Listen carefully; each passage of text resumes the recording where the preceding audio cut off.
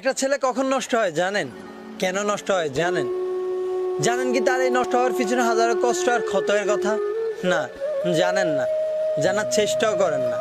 আসলে আমরা নষ্টদের বাহিরটা দেখি, তাদের ভিতরটা, এবং তাদের এই নষ্ট হওয়ার পিছনের গল্পটা শোনার চেষ্টাও করি না। আসলে সে তখনই নষ্ট হয় যখন দেখে তার প্রিয় মানুষটা আজ তার পাশে নেই।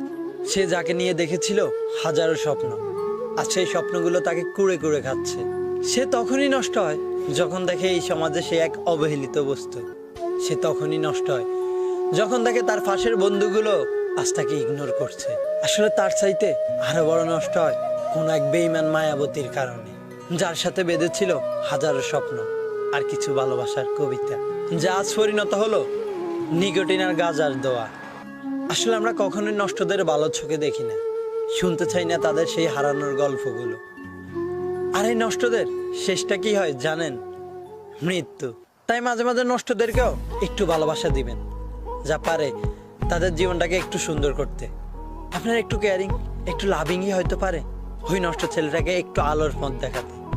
তাই নষ্টদেরকে অবহেলা নয়, ভালোবাসতে শিখুন, তাহলে হয়তো এই সমাজ অনেক সুন্দর হয়ে উঠবে।